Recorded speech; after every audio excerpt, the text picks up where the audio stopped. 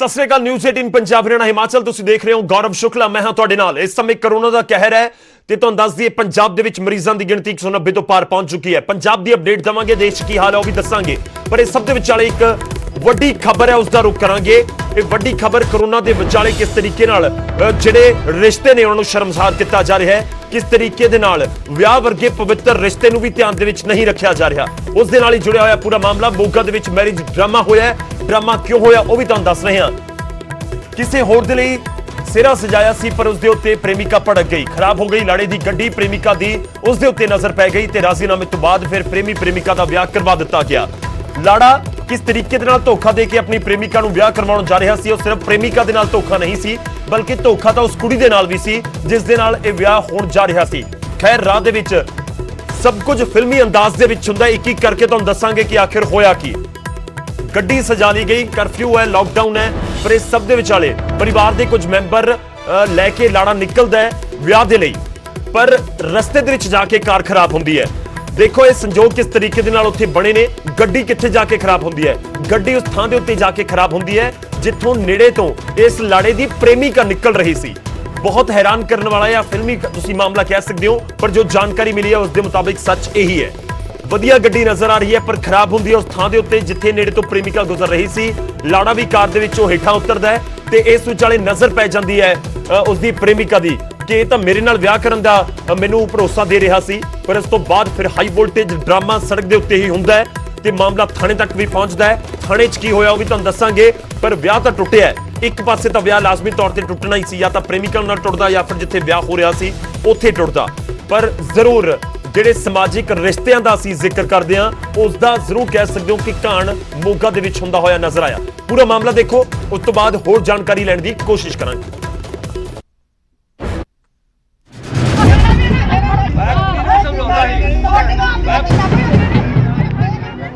हंगामा कर रहे ये बराती ने जो मोगा दे पिंड खोसा तो विआह दे लई निकले, पर राह दे विच लाड़े दी ये फुल्लां वाली कार खराब हो गई ते फिर शुरू हो गया हंगामा। हंगामे दी वजह कार खराब होना नहीं सगों लाड़े दी करतूत सी। दरअसल जिथे विआह वाली कार खराब हुई उथे लाड़े दी प्रेमिका लंघ रही सी, जिसने अपने प्रेमी ने जो लाड़े दे लिबास दे विच देखा तो अपना आपा खो बैठी।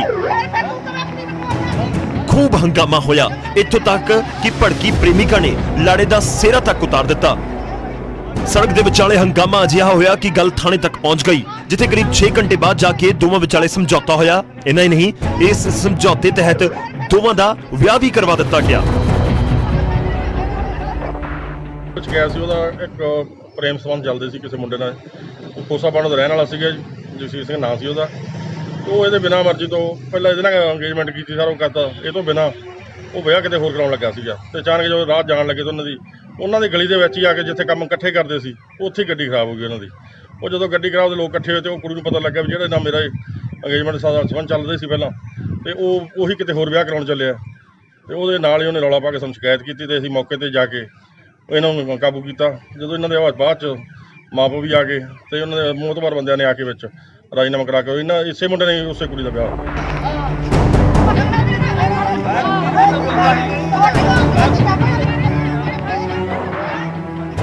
ਜਾਣਕਾਰੀ ਮੁਤਾਬਕ ਦੋਵੇਂ ਇੱਕੋ ਥਾਂ ਕੰਮ ਕਰਦੇ ਸਨ ਅਤੇ 3 ਸਾਲ ਤੋਂ ਦੋਵਾਂ ਵਿਚਾਲੇ ਪ੍ਰੇਮ ਪ੍ਰਸੰਗ ਚੱਲ ਰਿਹਾ ਸੀ। ਜਾਣਕਾਰੀ ਇਹ ਵੀ ਹੈ ਕਿ ਮੁੰਡੇ ਦਾ ਇਸੇ ਕੁੜੀ ਦੇ ਨਾਲ 5 ਮਾਰਚ ਨੂੰ ਵਿਆਹ ਪੱਕਾ ਕੀਤਾ ਗਿਆ ਸੀ, ਜੋ ਕਰਫਿਊ ਕਾਰਨ ਟਾਲ ਦਿੱਤਾ ਗਿਆ। ਹੁਣ ਮੁੰਡਾ ਚੋਰੀ ਛੁਪੇ ਕਿਸੇ ਹੋਰ ਕੁੜੀ ਦੇ ਨਾਲ ਵਿਆਹ ਕਰਵਾਉਣ ਚੱਲਾ ਸੀ, ਪਰ ਉਸ ਦੀ ਇਹ ਚਲਾਕੀ ਚੱਲੀ ਨਹੀਂ ਤੇ ਸੜਕ ਉੱਤੇ ਹੋਏ ਖੂਬ ਹੰਗਾਮੇ ਤੋਂ ਬਾਅਦ ਵਿਆਹ ਪ੍ਰੇਮਿਕਾ ਨਾਲ ਹੀ ਕਰਵਾਉਣਾ ਪਿਆ। ਮੋਗਾ ਤੋਂ ਦੀਪਕ ਸਿੰਘਲਾ, ਨਿਊਜ਼ 18 ਪੰਜਾਬ। ਤਾਂ ਖੂਬ ਡਰਾਮਾ ਤਾਂ ਹੁੰਦਾ ਨਜ਼ਰ ਆਇਆ, ਪਰ ਇਸ ਸਭ ਦੇ ਵਿਚਾਲੇ ਸਵਾਲ ਇਹੀ ਹੈ ਕਿ ਆਖਿਰ ਲਾੜੇ ਦੇ ਵੱਲੋਂ ਬਹੁਤ ਸਾਰੀਆਂ ਚੀਜ਼ਾਂ ਲੁਕਾ ਲਈਆਂ ਗਈਆਂ। ਇਸ ਕਰਕੇ ਵੀ ਇਹ ਮਾਮਲੇ ਨੂੰ ਤੁਹਾਡੇ ਸਾਹਮਣੇ ਰੱਖਣਾ ਜ਼ਰੂਰੀ ਸੀ, ਕਿਉਂਕਿ ਜਦੋਂ ਸਮਾਜਿਕ ਤੌਰ ਤੇ ਕੋਈ ਰਿਸ਼ਤਾ ਜੁੜਦਾ ਹੈ, ਜਦੋਂ ਕੋਈ ਪਤੀ ਪਤਨੀ ਬਣਦਾ ਹੈ ਤਾਂ ਇੱਕ ਭਰੋਸਾ ਉਹਨਾਂ ਦੇ ਵਿਚਾਲੇ ਲਾਜ਼ਮੀ ਤੌਰ ਤੇ ਹੋਣਾ ਚਾਹੀਦਾ ਹੈ, ਜਿਸ ਦਾ ਘਾਣ ਸ਼ਾਇਦ ਕੀਤਾ ਜਾ ਰਿਹਾ ਸੀ। ਇਸ ਸਮੇਂ ਸਾਡੇ ਨਾਲ ਮਨਜਿੰਦਰ ਕੌਰ ਜੀ ਜੁੜ ਰਹੇ ਨੇ, ਲਾੜੀ ਦੀ ਮਾਸੀ ਹੈ ਮਨਜਿੰਦਰ ਕੌਰ, ਉਹਨਾਂ ਨਾਲ ਗੱਲਬਾਤ ਕਰਾਂਗੇ। ਮਨਜਿੰਦਰ ਜੀ, ਸਭ ਤੋਂ ਪਹਿਲਾ ਸਵਾਲ ਹੀ ਕਿ ਪੂਰਾ ਮਾਮਲਾ ਕੀ ਕੁਝ ਹੋਇਆ, ਤੁਹਾਡੇ ਨੋਟਿਸ ਦੇ ਵਿੱਚ ਕਦੋਂ ਆਇਆ ਤੇ ਕੀ ਕੁਝ ਉਸ ਤੋਂ ਬਾਅਦ ਪੂਰਾ ਘਟਨਾਕ੍ਰਮ ਰਿਹਾ? ਪਰ ਇਕੱਠੇ ਕੰਮ ਕਰਦੇ ਸੀ ਇੱਕ ਤਾਂ ਜੀ। ਇਕੱਠੇ ਕੰਮ ਕਰਦੇ ਕਰਕੇ ਤੇ ਉੱਥੇ ਚੱਲ ਗੱਲਬਾਤ ਹੋ ਗਈ। ਇਹਨੇ ਬੇਟੀ ਨੂੰ ਕਿਹਾ ਵੀ ਮੇਰੇ ਨਾਲ ਵਿਆਹ ਕਰਾਊਂਗਾ ਜੀ। ਬੇਟੀ ਨਾਲ ਜਦੋਂ ਆਏ ਵਿਆਹ ਦਾ ਚਾਂਸ ਦੇ ਕੇ ਇਹਨੂੰ ਬਸ ਕਿਤੇ 15 ਤਰੀਕ ਦੇ ਦਿੰਦਾ ਸੀ, ਕਿਤੇ 5 ਤਰੀਕ ਦੇ ਦਿੰਦਾ ਸੀ ਜੀ। ਅਸੀਂ ਲੀੜਾ ਕੱਪੜਾ ਵੀ ਬਣਾ ਕੇ ਰੱਖ ਲਿਆ। ਇਹਨਾਂ ਨੇ ਕਿਹਾ ਵੀ ਸਾਡੇ ਵੱਡ ਵਡੇਰੇ ਉਹਨਾਂ ਦਾ ਲੀੜਾ ਕੱਪੜਾ, ਕੁੜੀ ਦੇ ਵਿਆਹ ਦਾ ਜੋੜਾ ਵੀ ਬਣਾ ਕੇ ਰੱਖ ਲਿਆ ਜੀ। ਘਰੇ ਆਉਣ ਜਾਣ ਲੱਗ ਗਿਆ। ਚੱਲ ਘਰੇ ਵੀ ਰਾਤ ਰੂਤ ਰਹਿ ਜਾਂਦਾ ਸੀ ਜੀ। ਤੇ ਉਦੋਂ ਬਾਅਦ ਇਹਨਾਂ ਨੇ ਕਿਹਾ ਵੀ ਘਰ ਵੇਖਣ ਆਓ ਸਾਡਾ। ਅਸੀਂ ਘਰ ਵੇਖਣ ਗਏ ਨੇ, ਇਹਦੀ ਮੰਮੀ ਨੇ ਤੇ ਡੈਡੀ ਨੇ ਜਿੰਦਾ ਲਾ ਕੇ ਤੇ ਬਾਹਰ ਚਲੇ ਗਏ। ਅਸੀਂ ਸ਼ਾਮ ਤੱਕ ਡੀਕਦੇ ਰਹੇ, ਵੇਟ ਕਰਦੇ ਰਹੇ, ਪਰ ਇਹ ਨਹੀਂ ਆਏ ਘਰੇ। ਜੀ। ਵੇਟ ਕਰ ਕੇ ਅਸੀਂ ਹਟ ਕੇ ਫੇਰ ਫੋਨ ਅਸੀਂ ਲਾਇਆ। ਇਹ ਕਹਿੰਦੇ ਵੀ ਚੱਲ ਅਗਲੇ ਹਫਤੇ ਦਾ ਰੱਖ ਲਓ, ਬੁੱਧਵਾਰ ਦਾ। ਅਸੀਂ ਫੇਰ ਚੁੱਪ ਰਹੇ। ਉਹ ਮੇਰੀ ਜਿਹੜੀ ਸਿਸਟਰ ਹੈ ਵੱਡੀ, ਉਹਦੇ ਘਰ ਵਾਲਾ ਹੈ ਨਹੀਂ। ਉਹਨੇ ਕਿਹਾ ਵੀ ਇਹ ਕੀ ਕਰ ਸਕਦੇ ਆ। ਮਨਜਿੰਦਰ ਜੀ, ਤੁਸੀਂ ਨਹੀਂ ਚਾਹੁੰਦੇ ਕਿ ਜਿਹੜਾ ਵਿਆਹ ਹੋਣ ਜਾ ਰਿਹਾ ਸੀ ਉਸ ਦੇ ਬਾਰੇ ਤੁਹਾਡੇ ਕੋਲ ਕੋਈ ਜਾਣਕਾਰੀ ਸੀ ਜਾਂ ਨਹੀਂ ਸੀ ਕਿ ਵਾਕਈ ਇਤਫਾਕ ਸੀ ਕਿ ਉੱਥੇ ਜਾ ਕੇ ਗੱਡੀ ਖਰਾਬ ਹੋ ਜਾਂਦੀ ਹੈ ਤੇ ਉਸ ਤੋਂ ਬਾਅਦ ਜਿਹੜੀ ਲਾੜੀ ਆ ਉਹ ਦੇਖ ਲੈਂਦੀ ਹੈ? ਇਹ ਸਭ ਕੁਝ ਇਸ ਤਰੀਕੇ ਨਾਲ ਹੀ ਹੋਇਆ? ਗੱਡੀ ਅਚਾਨਕ ਹੀ ਖਰਾਬ ਹੋ ਗਈ ਜਿੱਥੇ ਬੇਟੀ ਕੰਮ ਕਰਦੀ ਸੀ ਜੀ। ਉਹ ਕੰਮ ਤੇ ਜਾ ਰਹੀ ਸੀ। ਠੀਕ ਹੈ। ਉੱਥੇ ਆ ਕੇ ਗੱਡੀ ਖਰਾਬ ਹੋਈ ਜਮਾਂ ਜਿੱਥੇ ਉਹ ਕੰਮ ਤੇ ਜਾਂਦੀ ਸੀ। ਉਸ ਤੋਂ ਬਾਅਦ ਉਹਨੇ ਜਦੋਂ ਉਹਨਾਂ ਦੇ ਮੈਂਬਰ ਸਾਰੇ ਵੇਖੇ ਬਾਹਰ, ਪਛਾਣ ਆ ਗਈ। ਉਹਦੀ ਮੁੰਡੇ ਦੀ ਭੈਣ ਸੀਗੀ, ਸਾਰੇ ਖੜੇ ਸੀ ਬਾਹਰ। ਉਹਨੇ ਫਿਰ ਲਾੜੇ ਨੂੰ ਜਾ ਕੇ ਉਹਦਾ ਸਿਹਰਾ ਸੂਰਾ ਤੋੜਤਾ, ਫੁੱਲ ਤੋੜਤੇ ਤੇ ਸਾਰਾ ਵਿੱਚ ਉੱਥੇ। ਬਾਅਦ ਚ ਉਹਨੇ ਮੈਨੂੰ ਫੋਨ ਲਾਇਆ ਵੀ ਮਾਸੀ ਐਂ ਕਰਕੇ ਵੀ ਤੁਸੀਂ ਆ ਜਾਓ। ਅਸੀਂ ਫਿਰ ਚਲੇ ਗਏ ਉੱਥੇ ਸਾਰੇ ਜਿਹੜੇ। ਮੈਂ ਉਹਦੀ ਮੰਮੀ ਨੂੰ ਬੁਲਾਇਆ। ਫਿਰ ਸਾਨੂੰ ਜਾ ਕੇ ਧਮਕੀਆਂ ਦੇਣ ਲੱਗ ਗਏ, ਆਏ ਆ ਜਿਉਂ ਤੁਸੀਂ ਕੀ ਕਰ ਦੋਗੇ, ਐਂ ਕਰ ਦੋਗੇ, ਜਿਉਂ ਕਰ ਦੋ। ਮੈਂ ਕਿਸੇ ਦੀ ਬੇਟੀ ਦੀ ਜ਼ਿੰਦਗੀ ਖਰਾਬ ਕਰਕੇ ਥੋੜਾ ਵਿਆਹ ਕਰਾਉਂਗਾ ਤੂੰ। ਤੇ ਉੱਥੇ ਬਾਅਦ ਚ ਅਸੀਂ ਪੁਲਿਸ ਬੁਲਾ ਲਈ। ਪੁਲਿਸ ਵਾਲੇ ਇਹਨਾਂ ਨੂੰ ਲੈ ਗਏ ਥਾਣੇ ਜੀ। ਉਹ ਕਹਿੰਦੇ ਤੁਸੀਂ ਉੱਥੇ ਆ ਕੇ ਥਾਣੇ ਵੀ ਆ ਜਾਓ, ਤੁਸੀਂ ਉੱਥੇ ਕਰ ਦਿੰਦੇ ਨਵੇੜਾ ਜੀ। ਕਹਿੰਦਾ ਸੀ ਮੈਂ ਵਿਆਹ ਨਹੀਂ ਕਰਾਉਣਾ, ਪੈਸੇ ਦੇ ਦਿਓ। ਬੇਟੀ ਕਹਿੰਦੀ ਵੀ ਨਹੀਂ, ਪੈਸਾ ਮੈਂ ਕੋਈ ਨਹੀਂ ਲੈਣਾ, ਮੈਂ ਤਾਂ ਤੇਰੇ ਨਾਲ ਹੀ ਜਾਣਾ। ਠੀਕ ਹੈ। ਸਾਡੇ ਨਾਲ ਜਗਸੀਰ ਵੀ ਜੁੜ ਚੁੱਕੇ ਨੇ ਜਿਨ੍ਹਾਂ ਦੇ ਉੱਤੇ ਇਲਜ਼ਾਮ ਨੇ। ਖੈਰ ਹੁਣ ਸਭ ਕੁਝ ਆਲਵੇਜ਼ ਵੈਲ ਤਾਂ ਹੋ ਚੁੱਕਿਆ ਹੈ। ਜਗਸੀਰ, ਤੁਹਾਡੇ ਤੋਂ ਸਮਝਣਾ ਚਾਹਾਂਗੇ ਪੂਰਾ ਘਟਨਾਕ੍ਰਮ। ਤੁਹਾਡੇ ਉੱਤੇ ਇਲਜ਼ਾਮ ਨੇ, ਤੁਹਾਡੇ ਪਰਿਵਾਰ ਦੇ ਉੱਤੇ, ਕਿ ਤੁਸੀਂ ਬਹੁਤ ਜ਼ਿਆਦਾ ਲਾਰੇ ਲਗਾ ਰਹੇ ਸੀ ਜਿਸ ਤਰੀਕੇ ਨਾਲ ਹੋਣਾ ਚਾਹੀਦਾ ਹੈ। ਅਸੀਂ ਸਮਾਜਿਕ ਰਿਸ਼ਤਿਆਂ ਦਾ ਜ਼ਿਕਰ ਕਰ ਰਹੇ ਹਾਂ, ਜ਼ਿੰਮੇਵਾਰੀ ਹੁੰਦੀ ਹੈ ਹਰ ਕਿਸੇ ਦੀ ਜਦੋਂ ਵਿਆਹ ਵਰਗਾ ਕੋਈ ਕੰਮ ਹੋਵੇ। ਤੁਹਾਡੇ ਤੇ ਇਲਜ਼ਾਮ ਨੇ ਕਿ ਤੁਸੀਂ ਉਸ ਦਾ ਕੋਈ ਧਿਆਨ ਹੀ ਨਹੀਂ ਰੱਖਿਆ ਤੇ ਤੁਸੀਂ ਹੋਰ ਕਿਸੇ ਥਾਂ ਦੇ ਉੱਤੇ ਵਿਆਹ ਕਰਵਾਉਣ ਜਾ ਰਹੇ ਸੀ ਜਦਕਿ ਤੁਹਾਡਾ ਰਿਸ਼ਤਾ ਕਿਤੇ ਹੋਰ ਜੁੜਿਆ ਹੋਇਆ ਸੀ। ਹਾਂਜੀ।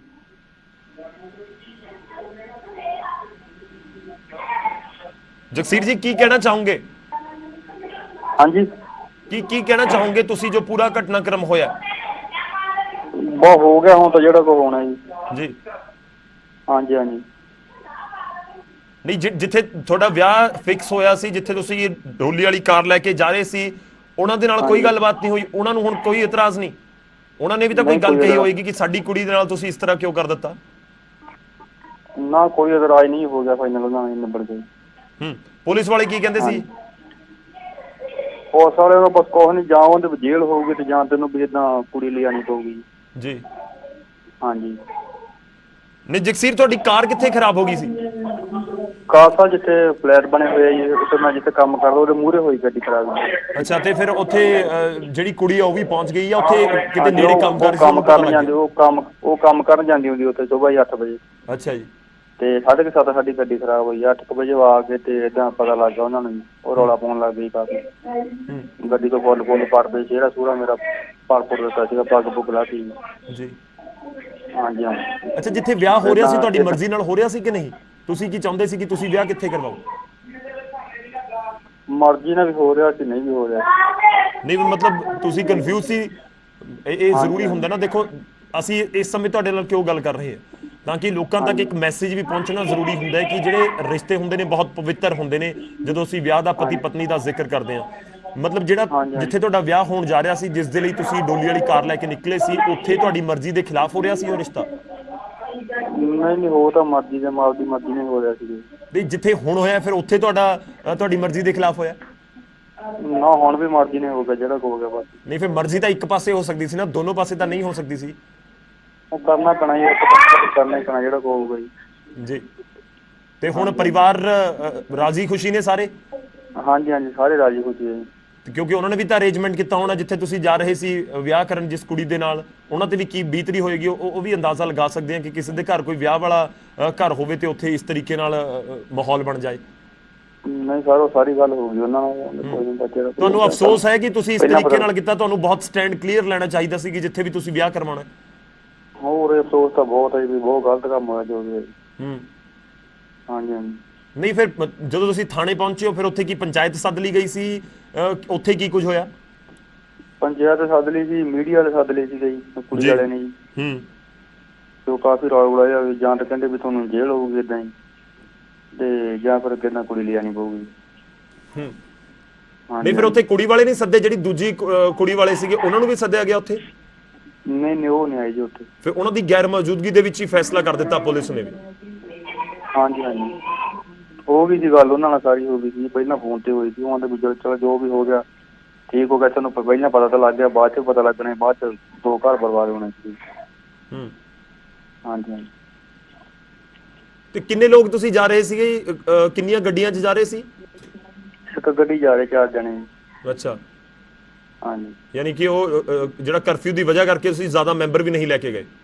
ਹਾਂਜੀ ਹਾਂਜੀ, ਉਹ ਲਿਖਾਇਆ ਹੋਇਆ ਸੀ ਸਾਰਾ ਹੀ ਪੁਲਿਸ ਦਫ਼ਤਰੋਂ ਜੀ। 4 ਜਣੇ ਮਨਜ਼ੂਰ ਕੀਤੇ ਸੀ ਉਹਨਾਂ ਨੇ, 4 ਜਣੇ ਜਾ ਸਕਦੇ, 4 ਤੋਂ ਵੱਧ ਨਹੀਂ ਜੀ। ਤੇ ਫਿਰ ਤੁਹਾਡਾ ਜਿਹੜਾ ਵਿਆਹ ਉਹ ਕਿੱਥੇ ਹੋਇਆ ਫਿਰ? ਉਹ ਗੁਰਦੁਆਰੇ ਹੋਏ, ਗੁਰਦੁਆਰੇ ਆਨੰਦਗੜ੍ਹ ਹੋਏ। ਅੱਛਾ ਜੀ, ਉਹ ਤੁਸੀਂ ਨੇੜੇ ਦੇ ਗੁਰਦੁਆਰੇ ਦੇ ਵਿੱਚ ਗਏ, ਪੁਲਿਸ ਵਾਲੇ ਉੱਥੇ ਨਾਲ ਹੋਣੇ? ਹਾਂਜੀ ਹਾਂਜੀ। ਚਲੋ ਠੀਕ ਹੈ ਜਗਸੀਰ ਜੀ, ਧੰਨਵਾਦ ਸਾਡੇ ਨਾਲ ਜੁੜਨ ਦੇ ਲਈ, ਇਸ ਪੂਰੀ ਗੱਲਬਾਤ ਦੇ ਲਈ। ਮਨਜਿੰਦਰ ਜੀ ਵੀ ਸਾਡੇ ਨਾਲ ਸੀ, ਉਹਨਾਂ ਦਾ ਵੀ ਬਹੁਤ-ਬਹੁਤ ਧੰਨਵਾਦ ਸਾਡੇ ਨਾਲ ਜੁੜਨ ਦੇ ਲਈ। ਇਹ ਪੂਰਾ ਮਾਮਲਾ ਸਮਝਣ ਦੀ ਜ਼ਰੂਰਤ ਹੈ ਕਿ ਜਦੋਂ ਬਹੁਤ ਜ਼ਿਆਦਾ ਕਨਫਿਊਜ਼ਨ ਹੋਵੇ ਅਜਿਹੇ ਮਾਹੌਲ ਦੇ ਵਿੱਚ, ਜਾਂ ਕਹੀਏ ਕਿ ਅਜਿਹੇ ਰਿਸ਼ਤਿਆਂ ਦੇ ਜੁੜਨ ਸਮੇਂ, ਤਾਂ ਉਦੋਂ ਕਿਸ ਤਰੀਕੇ ਨਾਲ ਪ੍ਰਭਾਵਿਤ ਲੋਕ ਹੋ ਸਕਦੇ ਨੇ ਉਸ ਦਾ ਅੰਦਾਜ਼ਾ ਲਗਾਉਣਾ ਵੀ ਸ਼ਾਇਦ ਮੁਸ਼ਕਿਲ ਹੈ। ਤੁਸੀਂ ਦੇਖੋ ਇੱਕ ਪਾਸੇ ਤੁਸੀਂ ਦੇਖੋ ਕਿ ਜਿਸ ਕੁੜੀ ਦੇ ਨਾਲ ਵਿਆਹ ਹੋਣ ਜਾ ਰਿਹਾ ਸੀ, ਲਾਜ਼ਮੀ ਤੌਰ ਤੇ ਉਸ ਦੇ ਪਰਿਵਾਰ ਨੇ ਬਹੁਤ ਸਾਰੇ ਅਰੇਂਜਮੈਂਟਸ ਕੀਤੇ ਹੋਣਗੇ। ਹਾਲਾਂਕਿ ਕਰਫਿਊ ਦੀ ਵਜ੍ਹਾ ਨਾਲ ਬਹੁਤ ਜ਼ਿਆਦਾ ਲੋਕਾਂ ਦੀ ਉੱਥੇ ਤਾਦਾਦ ਨਹੀਂ ਹੋਏਗੀ, ਪਰ ਉਹਨਾਂ ਨੇ ਵੀ ਇੱਕ ਜਿਹੜੇ ਸਰਨੇ ਨੇ ਉਹ ਲਾਜ਼ਮੀ ਤੌਰ ਤੇ ਸੰਜੋਏ ਹੋਣਗੇ। ਪਰ ਦੂਜੇ ਪਾਸੇ ਜਿਸ ਕੁੜੀ ਦੇ ਨਾਲ ਹੁਣ ਵਿਆਹ ਹੋਇਆ, ਜੋ ਪ੍ਰੇਮਿਕਾ ਦੱਸੀ ਜਾ ਰਹੀ ਹੈ, ਉਸ ਦੇ ਨਾਲ ਵੀ ਕਿਤੇ ਨਾ ਕਿਤੇ ਜ਼ਰੂਰ ਇਹ ਦਿੱਕਤ ਹੋਣ ਜਾ ਰਹੀ ਸੀ ਕਿ ਜੇਕਰ ਦੂਜੇ ਪਾਸੇ ਵਿਆਹ ਹੋ ਜਾਂਦਾ। ਹੁਣ ਜਗਸੀਰ ਖੁਦ ਅਫਸੋਸ ਕਰ ਰਿਹਾ ਹੈ ਆਪਣੀ ਉਸ ਗੱਲ ਦੇ ਉੱਤੇ ਤੇ ਕਹਿ ਰਿਹਾ ਹੈ ਕਿ ਉਸ ਨੂੰ ਬਹੁਤ ਅਫਸੋਸ ਹੈ ਕਿ ਇਸ ਤਰੀਕੇ ਦਾ ਪੂਰਾ ਘਟਨਾਕ੍ਰਮ ਵਾਪਰਿਆ ਹੈ। ਗੱਡੀ ਖਰਾਬ ਹੋਣ ਦੀ ਵਜ੍ਹਾ ਨਾਲ ਇਹ ਪੂਰੇ ਮਾਮਲੇ ਦਾ ਖੁਲਾਸਾ ਹੁੰਦਾ ਹੈ ਤੇ ਆਖਿਰ ਤੁਸੀਂ ਕਹਿ ਸਕਦੇ ਹੋ ਕਿ ਗੱਡੀ ਦੀ ਖਰਾਬੀ ਨੇ 2 ਘਰ ਬਰਬਾਦ ਹੋਣ ਤੋਂ ਜ਼ਰੂਰ ਬਚਾ ਲਿਆ।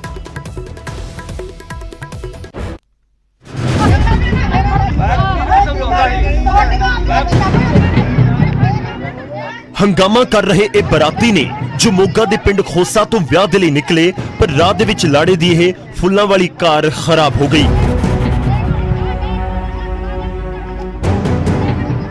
ਤੇ ਫਿਰ ਸ਼ੁਰੂ ਹੋ ਗਿਆ ਹੰਗਾਮਾ। ਹੰਗਾਮੇ ਦੀ ਵਜ੍ਹਾ ਕਾਰ ਖਰਾਬ ਹੋਣਾ ਨਹੀਂ, ਸਗੋਂ ਲਾੜੇ ਦੀ ਕਰਤੂਤ ਸੀ। ਦਰਅਸਲ ਜਿੱਥੇ ਵਿਆਹ ਵਾਲੀ ਕਾਰ ਖਰਾਬ ਹੋਈ, ਉੱਥੇ ਲਾੜੇ ਦੀ ਪ੍ਰੇਮਿਕਾ ਲੰਘ ਰਹੀ ਸੀ,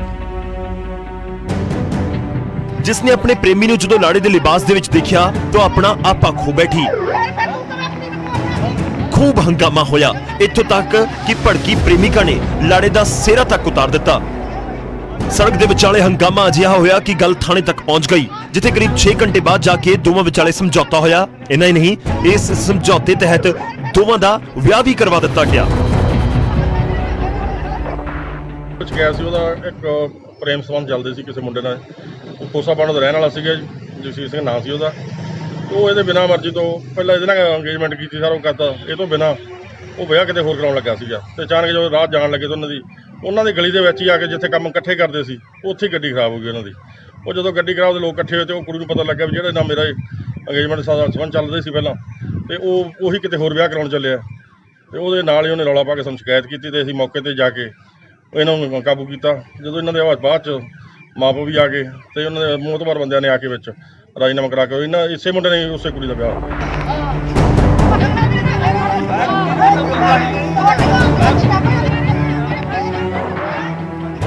ਜਾਣਕਾਰੀ ਮੁਤਾਬਕ ਦੋਵੇਂ ਇੱਕੋ ਥਾਂ ਕੰਮ ਕਰਦੇ ਸਨ ਅਤੇ 3 ਸਾਲ ਤੋਂ ਦੋਵਾਂ ਵਿਚਾਲੇ ਪ੍ਰੇਮ ਪ੍ਰਸੰਗ ਚੱਲ ਰਿਹਾ ਸੀ। ਜਾਣਕਾਰੀ ਇਹ ਵੀ ਹੈ ਕਿ ਮੁੰਡੇ ਦਾ ਇਸੇ ਕੁੜੀ ਦੇ ਨਾਲ 5 ਮਾਰਚ ਨੂੰ ਵਿਆਹ ਪੱਕਾ ਕੀਤਾ ਗਿਆ ਸੀ, ਜੋ ਕਰਫਿਊ ਕਾਰਨ ਟਾਲ ਦਿੱਤਾ ਗਿਆ। ਹੁਣ ਮੁੰਡਾ ਚੋਰੀ ਛੁਪੇ ਕਿਸੇ ਹੋਰ ਕੁੜੀ ਦੇ ਨਾਲ ਵਿਆਹ ਕਰਵਾਉਣ ਚੱਲਾ ਸੀ, ਪਰ ਉਸ ਦੀ ਇਹ ਚਲਾਕੀ ਚੱਲੀ ਨਹੀਂ ਤੇ ਸੜਕ ਉੱਤੇ ਹੋਏ ਖੂਬ ਹੰਗਾਮੇ ਤੋਂ ਬਾਅਦ ਵਿਆਹ ਪ੍ਰੇਮਿਕਾ ਨਾਲ ਹੀ ਕਰਵਾਉਣਾ ਪਿਆ। ਮੋਗਾ ਤੋਂ ਦੀਪਕ ਸਿੰਘਲਾ, ਨਿਊਜ਼ 18 ਪੰਜਾਬ।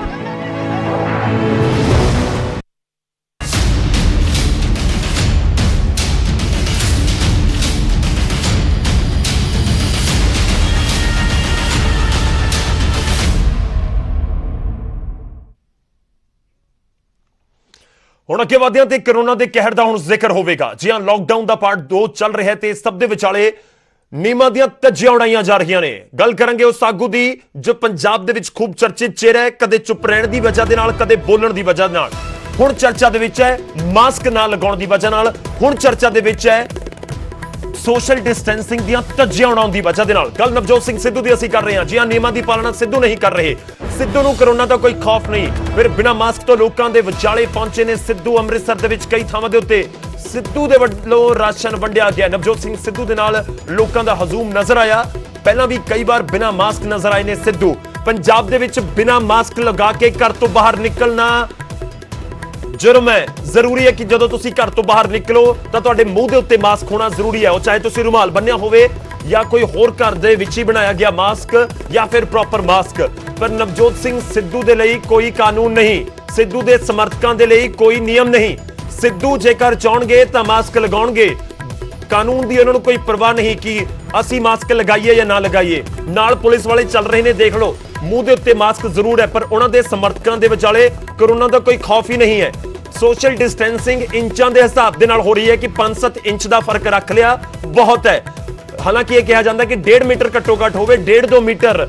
ਆਮ ਤੌਰ ਤੇ ਲੋਕ 1.5 ਮੀਟਰ ਨੂੰ ਵੀ 3 ਮੀਟਰ ਦੇਖਦੇ ਨੇ ਕਿ ਅਸੀਂ ਆਪਣੇ ਆਪ ਦਾ ਬਚਾਅ ਕਰ ਲਈਏ। ਪਰ ਜੀ ਨਹੀਂ, ਨਵਜੋਤ ਸਿੰਘ ਸਿੱਧੂ ਇਸ ਤਰੀਕੇ ਨਾਲ ਹੀ ਰਹਿਣਗੇ। ਐਵੇਂ ਹੀ ਸੋਸ਼ਲ ਡਿਸਟੈਂਸਿੰਗ ਦੀਆਂ ਧੱਜੀਆਂ ਉਡਾਉਣਗੇ। ਜੋ ਕਾਨੂੰਨ ਹੈ ਲੋਕਾਂ ਦੇ ਲਈ ਹੈ, ਆਮ ਲੋਕਾਂ ਦੇ ਲਈ ਹੈ, ਜੋ ਸੜਕ ਤੇ ਨਿਕਲ ਰਹੇ ਨੇ ਉਹਨਾਂ ਦੇ ਉੱਤੇ ਕਾਰਵਾਈ ਹੋਏਗੀ। ਪਰ ਸਿੱਧੂ ਸਾਹਿਬ ਨੂੰ ਕੋਈ ਨਹੀਂ ਪੁੱਛੇਗਾ। ਸਵਾਲ ਅਸੀਂ ਸਰਕਾਰ ਨੂੰ ਵੀ ਪੁੱਛ ਰਹੇ ਹਾਂ ਕਿ ਤੁਹਾਡਾ ਵਿਧਾਇਕ ਹੈ, ਕਾਂਗਰਸ ਦੇ ਵਿਧਾਇਕ ਨੇ ਨਵਜੋਤ ਸਿੰਘ ਸਿੱਧੂ, ਤਾਂ ਆਖਿਰ ਕਿਉਂ ਕਾਨੂੰਨ ਉਹਨਾਂ ਦੇ ਉੱਤੇ ਲਾਗੂ ਨਹੀਂ ਹੋ ਰਿਹਾ? ਲੋਕਾਂ ਦੇ ਨਾਲ ਸੋਸ਼ਲ ਡਿਸਟੈਂਸਿੰਗ ਦੇਖੋ ਕਿਸ ਤਰੀਕੇ ਦੇ ਨਾਲ, ਕਦੀ ਮੋਢੇ ਉੱਤੇ ਹੱਥ ਰੱਖਦੇ ਨੇ, ਕਦੇ ਉਹਨਾਂ ਦੇ ਨਾਲ ਗੱਲਬਾਤ ਕਰਦੇ ਨੇ, ਕੋਈ ਉਹਨਾਂ ਨੂੰ ਸਲਾਮ ਕਰ ਰਿਹਾ ਹੈ। ਸਭ ਕੁਝ ਹੋ ਰਿਹਾ। ਇਹ ਲੱਗ ਰਿਹਾ ਕਿ ਜਿਵੇਂ ਕਰੋਨਾ ਕਾਲ ਤੋਂ ਪਹਿਲਾਂ ਦੀਆਂ ਤਸਵੀਰਾਂ ਹੋਣ। ਪਰ ਜੀ ਨਹੀਂ, ਅੱਜ ਦੀਆਂ ਤਸਵੀਰਾਂ ਨੇ ਜਦੋਂ ਸਿੱਧੂ ਲੋਕਾਂ ਦੇ ਵਿਚਾਲੇ ਪਹੁੰਚਦੇ ਨੇ ਰਾਸ਼ਨ ਵੰਡਣ ਦੇ ਲਈ, ਉਹਨਾਂ ਦੀ ਮਦਦ ਕਰਨ ਦੇ ਲਈ। ਪਰ ਸਵਾਲ ਇਹ ਹੈ ਕਿ ਜੇਕਰ ਵਿਧਾਇਕ, ਸਾਬਕਾ ਮੰਤਰੀ, ਸਾਬਕਾ ਕ੍ਰਿਕਟਰ, ਕਮੈਂਟੇਟਰ, ਕਾਮੇਡੀਅਨ, ਇੱਕ ਵੱਖਰੀ ਪਛਾਣ ਰੱਖਣ ਵਾਲਾ, ਲੋਕਾਂ ਦੇ ਵਿੱਚ ਬਹੁਤ ਜਿਸ ਦਾ ਨਾਮ ਹੈ, ਜੇਕਰ ਉਹੀ ਨਹੀਂ ਰੱਖੇਗਾ ਕਾਨੂੰਨ ਦਾ ਖਿਆਲ ਤਾਂ ਫਿਰ ਰੱਖੇਗਾ ਕੌਣ? ਕਿਵੇਂ ਅਸੀਂ ਕਿਸੇ ਨੂੰ ਜਾ ਕੇ ਕਹੀਏ? ਕਿਵੇਂ ਸਰਕਾਰ ਕਹੇਗੀ ਜਾਂ ਵਿਧਾਇਕ ਕਹਿਣਗੇ ਕਿ ਤੁਸੀਂ ਆਪਣੇ ਮੂੰਹ ਨੂੰ ਮਾਸਕ ਦੇ ਨਾਲ ਢੱਕ ਲਵੋ? ਜੇ ਅੱਗੇ ਤੋਂ ਕਿਸੇ ਵਿਧਾਇਕ ਨੂੰ ਸਵਾਲ ਕਿਸੇ ਨੇ ਪੁੱਛ ਲਿਆ ਕਿ ਸਿੱਧੂ ਸਾਹਿਬ ਤੇ ਤਾਂ ਕਾਰਵਾਈ ਹੋਈ ਨਹੀਂ, ਸਾਨੂੰ ਤੁਸੀਂ ਕਹਿ ਰਹੇ ਹੋ ਕਿ ਮਾਸਕ ਲਗਾ ਲਓ ਮੂੰਹ ਤੇ, ਤਾਂ ਫਿਰ ਜਵਾਬ ਕੀ ਹੋਏਗਾ ਸਰਕਾਰ ਦੇ ਨੁਮਾਇੰਦਿਆਂ ਦੇ ਕੋਲ? ਨਵਜੋਤ ਸਿੰਘ ਸਿੱਧੂ ਅੱਜ ਤੁਸੀਂ ਦੇਖਿਆ ਕਿ ਇੱਕ ਵਾਰ ਫਿਰ ਸੜਕਾਂ ਤੇ ਉਤਰੇ ਨੇ ਔਰ ਇੱਥੇ ਆ ਕੇ ਉਹਨਾਂ ਵੱਲੋਂ ਜਿਹੜੇ ਲੋਕ ਦਿਹਾੜੀਦਾਰ ਨੇ, ਮਜ਼ਦੂਰੀ ਕਰਕੇ ਆਪਣਾ ਘਰ-ਬਾਰ ਚਲਾਉਂਦੇ ਸੀ, ਤਾਂ ਉਹਨਾਂ ਨੂੰ ਅੱਜ ਰਾਸ਼ਨ, ਉਹਨਾਂ ਦੇ ਜਿਹੜੇ ਸਾਥੀ ਨੇ ਉਹਨਾਂ ਵੱਲੋਂ ਰਾਸ਼ਨ ਦਾ ਪ੍ਰਬੰਧ ਕੀਤਾ ਗਿਆ ਸੀ। ਤਾਂ ਇਸ ਵੇਲੇ ਨਵਜੋਤ ਸਿੰਘ ਸਿੱਧੂ ਤੁਸੀਂ ਦੇਖੋ ਕਿ ਆਪਣੀ ਗੱਡੀ ਦੇ ਵਿੱਚ ਬੈਠ ਚੁੱਕੇ ਨੇ ਔਰ ਸੋਸ਼ਲ ਡਿਸਟੈਂਸਿੰਗ ਦਾ ਉਹਨਾਂ ਵੱਲੋਂ ਖਾਸ ਧਿਆਨ ਰੱਖਿਆ ਜਾਂਦਾ ਹੈ। ਤਾਂ ਜਿਹੜੀ ਉਹਨਾਂ ਦੀ ਨਾਲ ਟੀਮ ਹੈ ਉਹਨਾਂ ਵੱਲੋਂ ਵੀ ਜੋ ਗੱਡੀ ਨੂੰ ਸੈਨੀਟਾਈਜ਼ ਕਰਨ ਤੋਂ ਬਾਅਦ ਨਵਜੋਤ ਸਿੰਘ ਸਿੱਧੂ ਤੁਸੀਂ ਦੇਖੋ ਕਿ ਇਸ ਵੇਲੇ ਹੁਣ ਇੱਥੋਂ ਰਵਾਨਾ ਹੋ ਰਹੇ ਨੇ ਔਰ ਉਹਨਾਂ ਵੱਲੋਂ ਇੱਥੇ ਲੋਕਾਂ ਨੂੰ ਭਰੋਸਾ ਦਿੱਤਾ ਗਿਆ ਕਿ ਉਹ ਹਰ ਵੇਲੇ ਉਹਨਾਂ ਦੀ ਮਦਦ ਦੇ ਲਈ ਤਿਆਰ ਨੇ। ਤਾਂ ਇਸ ਵੇਲੇ ਦੇਖੋ ਕਿ ਨਵਜੋਤ ਸਿੰਘ ਸਿੱਧੂ ਆਪਣੇ ਵੱਖਰੇ ਅੰਦਾਜ਼ ਦੇ ਲਈ ਹਮੇਸ਼ਾ ਜਾਣੇ ਜਾਂਦੇ ਨੇ। ਤਾਂ ਅੱਜ ਇੱਕ ਵਾਰ ਫਿਰ ਸਿੱਧੂ ਨੇ ਜੋ ਹੈ ਆਪਣੇ ਅੰਦਾਜ਼ ਦੇ ਵਿੱਚ ਲੋਕਾਂ ਦੇ ਨਾਲ ਇੱਥੇ ਗੱਲਬਾਤ ਵੀ ਕੀਤੀ ਔਰ ਇਹ ਭਰੋਸਾ ਉਹਨਾਂ ਵੱਲੋਂ ਦਿੱਤਾ ਗਿਆ ਕਿ ਲਗਾਤਾਰ ਉਹਨਾਂ ਵੱਲੋਂ ਲੋਕਾਂ ਤੱਕ ਜੋ ਜ਼ਰੂਰੀ ਸਮਾਨ ਹੈ, ਰਾਸ਼ਨ ਹੈ, ਉਹ ਪਹੁੰਚਾਇਆ ਜਾਏਗਾ। ਹਾਲਾਂਕਿ ਨਵਜੋਤ ਸਿੰਘ ਸਿੱਧੂ ਇਸ ਤੋਂ ਪਹਿਲਾਂ ਜੋ ਡਾਕਟਰ ਨੇ, ਸਿਹਤ ਵਿਭਾਗ ਦੀ ਜਿਹੜੀ ਟੀਮ ਲਗਾਤਾਰ ਗੁਰੂ ਨਾਨਕ ਦੇਵ ਹਸਪੀਟਲ ਅਤੇ ਸਿਵਲ ਹਸਪੀਟਲ ਦੇ ਵਿੱਚ ਲੱਗੀ ਹੋਈ ਹੈ, ਤਾਂ ਉਹਨਾਂ ਨੂੰ PPE ਕਿੱਟਾਂ ਤੇ ਹੋਰ ਸਮੱਗਰੀ ਵੀ ਦਿੱਤੀ ਗਈ ਸੀ। ਤਾਂ ਨਵਜੋਤ ਸਿੰਘ ਸਿੱਧੂ ਨੇ ਇੱਥੇ ਲੋਕਾਂ ਦੇ ਵਿੱਚ ਆ ਕੇ ਜਿੱਥੇ ਉਹਨਾਂ ਨੂੰ ਇਹ ਰਾਸ਼ਨ ਜਾਂ ਸਮੱਗਰੀ ਜਿਹੜੀ ਦਿੱਤੀ ਹੈ, ਤਾਂ ਇਸ ਤੋਂ ਇਲਾਵਾ ਉਹਨਾਂ ਨੂੰ ਭਰੋਸਾ ਦਿੱਤਾ ਕਿ ਉਹ ਆਉਣ ਵਾਲੇ ਸਮੇਂ ਦੇ ਵਿੱਚ ਇਸੇ ਤਰੀਕੇ ਦੇ ਨਾਲ ਆਪਣੀ ਜਿਹੜੀ ਮਦਦ ਹੈ ਉਹ ਜਾਰੀ ਰੱਖਣਗੇ। ਪਰ ਇੱਕ ਚੀਜ਼ ਹੋਰ ਅੱਜ ਦੇਖਣ ਨੂੰ ਮਿਲੀ ਜਿਹੜੀ ਕਿ ਪਹਿਲਾਂ ਵੀ ਚਰਚਾ ਦਾ ਵਿਸ਼ਾ ਬਣਦੀ ਰਹੀ ਹੈ ਕਿ ਨਵਜੋਤ ਸਿੰਘ ਸਿੱਧੂ ਬਿਨਾਂ ਮਾਸਕ ਤੋਂ ਹੀ ਅੱਜ ਨਜ਼ਰ ਆਏ ਔਰ ਉਹਨਾਂ ਦੇ ਨਾਲ ਜਿਹੜੀ ਜਿੰਨੀ ਵੀ ਟੀਮ ਹੈ ਉਹ ਵੀ ਬਿਨਾਂ ਮਾਸਕ ਤੋਂ ਹੀ ਸੀ। ਤਾਂ ਇਸ ਬਾਰੇ ਨਵਜੋਤ ਸਿੰਘ ਸਿੱਧੂ ਪਹਿਲਾਂ ਸਫਾਈ ਦੇ ਚੁੱਕੇ ਨੇ ਕਿ WHO ਦਾ ਜੋ ਜੋ ਹਦਾਇਤਾਂ ਨੇ ਉਸ ਮੁਤਾਬਕ ਮਾਸਕ ਦੀ ਜ਼ਰੂਰਤ ਨਹੀਂ ਹੈ। ਤਾਂ ਨਵਜੋਤ ਸਿੰਘ ਸਿੱਧੂ ਨੇ ਮੀਡੀਆ ਦੇ ਨਾਲ ਬਿਨਾਂ ਗੱਲਬਾਤ ਕੀਤੇ ਇੱਥੇ ਲੋਕਾਂ ਦੀ ਜੋ ਮਦਦ ਦੇ ਲਈ ਇੱਥੇ ਪਹੁੰਚੇ ਔਰ ਇੱਥੋਂ ਲੋਕਾਂ ਨੂੰ ਇੱਕ ਭਰੋਸਾ ਦੇ ਕੇ ਉਹ ਵਾਪਸ ਰਵਾਨਾ ਹੋ ਚੁੱਕੇ ਨੇ। ਕੈਮਰਾਮੈਨ ਹਨੀਸ਼ ਕੁਮਾਰ ਦੇ ਨਾਲ ਰਾਜੀਵ ਸ਼ਰਮਾ, ਨਿਊਜ਼ 18 ਅੰਮ੍ਰਿਤਸਰ। रुक करते हैं अमृतसर दा। नवजोत सिंह सिद्धू का ਅਸੀਂ ਜ਼ਿਕਰ ਇਸ ਕਰਕੇ ਵੀ ਕਰ ਰਹੇ ਹਾਂ क्योंकि नवजोत सिंह सिद्धू ਦੀ फैन फॉलोइंग ਤਾਂ ਬਹੁਤ ਹੈ, ਲੋਕ ਬਹੁਤ ਉਹਨਾਂ ਨੂੰ ਫੋਲੋ ਕਰਦੇ ਨੇ, ਆਈਡੀਅਲ ਆਪਣਾ ਮੰਨਦੇ ਨੇ। ਪਰ ਜੇਕਰ ਇਸ ਤਰੀਕੇ ਨਾਲ ਹੀ ਉਹ ਮਾਸਕ ਤੋਂ ਬਿਨਾਂ ਸੜਕਾਂ ਤੇ ਨਿਕਲਣਗੇ ਤਾਂ ਫਿਰ ਲੋਕ ਕਰਨਗੇ ਕੀ। ਰੁਕ ਕਰਦੇ ਮੇਰੇ ਸਹਿਯੋਗੀ ਇਸ ਸਮੇਂ ਸਾਡੇ ਨਾਲ ਜੁੜ ਰਹੇ ਨੇ ਰਾਜੀਵ ਸਮਝਣਾ ਚਾਹੁੰਦੇ ਆ ਕਿ ਸਿੱਧੂ ਕਰੋਨਾ ਪ੍ਰੂਫ ਹੋ ਚੁੱਕੇ ਨੇ, ਉਹਨਾਂ ਨੂੰ ਲੱਗ ਰਿਹਾ ਕਿ ਮੈਂ ਕਰੋਨਾ ਪ੍ਰੂਫ ਹਾਂ, ਮੈਨੂੰ ਤਾਂ ਕੁਝ ਹੋ ਨਹੀਂ ਸਕਦਾ। ਮਾਜ਼ਰਾ ਕੀ ਹੈ ਕਿ ਮਾਸਕ ਜਾਂ ਗਲਵਜ਼ ਉਹਨਾਂ ਦੇ ਮੂੰਹ ਤੇ ਹੱਥਾਂ ਦੇ ਉੱਤੇ ਕਿਉਂ ਨਹੀਂ ਹੁੰਦੇ। ਦੂਜੇ ਪਾਸੇ ਉਹਨਾਂ ਦੇ ਸਮਰਥਕ ਵੀ ਉਹਨਾਂ ਨੂੰ ਲੱਗਦਾ ਕਿ ਕਰੋਨਾ ਕਵਚ ਹੈ, ਜੇਕਰ ਸਿੱਧੂ ਦੇ ਨਾਲ ਅਸੀਂ ਰਹਾਂਗੇ ਸਾਨੂੰ ਕੋਈ ਦਿੱਕਤ ਨਹੀਂ ਹੋਏਗੀ। ਇਹ ਦਿੱਕਤ ਕੀ ਹੈ ਕਿ ਕਿਉਂ ਆਖਿਰ ਉਹਨਾਂ ਦੇ ਵੱਲੋਂ ਸੋਸ਼ਲ ਡਿਸਟੈਂਸਿੰਗ ਦੀਆਂ, ਮਾਸਕ ਲਗਾਉਣ ਦੇ ਨਿਯਮਾਂ ਦੀਆਂ ਧੱਜੀਆਂ ਉਡਾਈਆਂ ਜਾ ਰਹੀਆਂ ਨੇ, ਉਹ ਪਾਲਣਾ ਨਹੀਂ ਕਰ ਰਹੇ। ਰਾਜੀਵ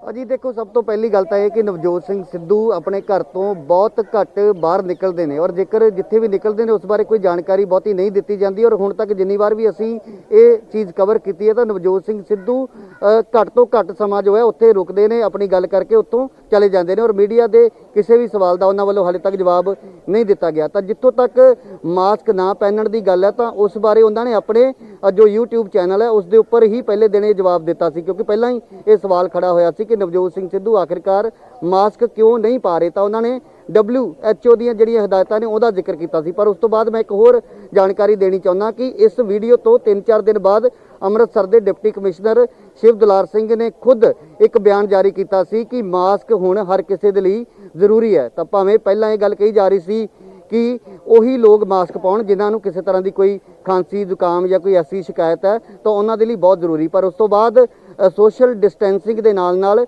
ਮਾਸਕ ਪਾਉਣਾ ਵੀ ਲਾਜ਼ਮੀ ਕੀਤਾ ਗਿਆ ਸੀ। ਸਰਕਾਰ ਵੱਲੋਂ ਖੁਦ ਬਿਆਨ ਦੇ ਕੇ ਲੋਕਾਂ ਨੂੰ ਅਪੀਲ ਕੀਤੀ ਗਈ ਸੀ। ਪਰ ਨਵਜੋਤ ਸਿੰਘ ਸਿੱਧੂ ਕਿਉਂ ਮਾਸਕ ਨਹੀਂ ਪਾ ਰਹੇ ਇਸ ਬਾਰੇ ਤਾਂ ਉਹੀ ਬਿਹਤਰ ਜਵਾਬ ਦੇ ਸਕਦੇ ਨੇ, ਜੋ ਕਿ ਉਹ ਹਲੇ ਤੱਕ ਮੀਡੀਆ ਦੇ ਸਾਹਮਣੇ ਨਹੀਂ ਦੇ ਰਹੇ। ਤਾਂ ਉਮੀਦ ਕਰਾਂਗੇ ਕਿ ਸ਼ਾਇਦ ਉਹ ਆਪਣੇ ਜੋ YouTube ਚੈਨਲ ਹੈ ਉਹਦੇ ਉੱਪਰ ਹੀ ਇਸ ਦੀ ਕੋਈ ਸਫਾਈ ਦੇਣ। ਪਰ ਨਵਜੋਤ ਸਿੰਘ ਸਿੱਧੂ ਦੇ ਨਾਲ ਜਿੰਨੀ ਵੀ ਉਹਨਾਂ ਦੀ ਟੀਮ ਹੈ, ਭਾਵੇਂ ਉਹ ਉਹਨਾਂ ਦੇ ਸੁਰੱਖਿਆ ਗਾਰਡ ਹੋਣ ਜਾਂ ਉਹਨਾਂ ਦੇ ਜਿਹੜੇ ਨਾਲ ਟੀਮ ਦੇ ਵਿੱਚ ਸ਼ਾਮਲ ਮੈਂਬਰ ਨੇ, ਤਾਂ ਕੋਈ ਵੀ ਮਾਸਕ ਜਿਹੜਾ ਉਹ ਨਹੀਂ ਪਾ ਰਿਹਾ। ਤਾਂ ਕਿਉਂ ਉਹਨਾਂ ਨੂੰ ਅਜਿਹਾ ਲੱਗਦਾ ਕਿ ਮਾਸਕ ਪਾਉਣਾ ਜ਼ਰੂਰੀ ਨਹੀਂ ਹੈ। ਦੂਸਰਾ ਜਿਹੜਾ ਤੁਸੀਂ ਸਵਾਲ ਕੀਤਾ ਸੀ ਕਿ ਲੋਕਾਂ ਦੇ ਵਿੱਚ ਉਹ ਜਾਂਦੇ ਨੇ, ਤਾਂ ਉਹ ਜਿਹੜੇ ਵੀ ਲੋਕ ਉਹਨਾਂ ਦੇ ਕਰੀਬ ਆਉਣ ਦੀ ਕੋਸ਼ਿਸ਼ ਕਰਦੇ ਨੇ ਤਾਂ ਨਵਜੋਤ ਸਿੰਘ ਸਿੱਧੂ ਤਸਵੀਰਾਂ ਦੇ ਵਿੱਚ ਵੀ ਤੁਸੀਂ ਦੇਖਿਆ ਕਿ ਹਰ ਕਿਸੇ ਨੂੰ ਜੋ ਹੈ ਦੂਰ ਰਹਿਣ ਦੀ ਅਪੀਲ ਕਰਦੇ ਨੇ। ਪਰ ਜਿੱਦਾਂ ਹੀ ਨਵਜੋਤ ਸਿੰਘ ਸਿੱਧੂ ਨੇ ਜਿੱਥੇ ਵੀ ਜਾਣਾ ਹੁੰਦਾ ਤਾਂ ਫੈਨ ਫੋਲੋਇੰਗ ਉਹਨਾਂ ਦੀ ਬਹੁਤ ਜ਼ਿਆਦਾ ਹੋਣ ਕਰਕੇ ਭੀੜ ਜਿਹੜੀ ਹੈ ਉਹ ਜ਼ਰੂਰ ਇਕੱਠੀ ਹੁੰਦੀ ਹੈ। ਤਾਂ ਇਹ ਕਿਤੇ ਨਾ ਕਿਤੇ ਉਹਨਾਂ ਨੂੰ ਗੁਰੇਜ਼ ਕਰਨ ਦੀ ਲੋੜ ਹੈ ਜਾਂ ਫਿਰ ਉਹਨਾਂ ਦੀ ਜਿਹੜੀ ਟੀਮ ਦੇ ਮੈਂਬਰ ਜਿੱਥੇ ਉਹਨਾਂ ਨੂੰ ਬੁਲਾਇਆ ਜਾਂਦਾ, ਕਿਉਂਕਿ ਉਹਨਾਂ ਦੇ ਹਲਕੇ ਦੇ ਵਿੱਚ ਵੱਖ-ਵੱਖ ਥਾਵਾਂ ਦੇ ਜਿਹੜੇ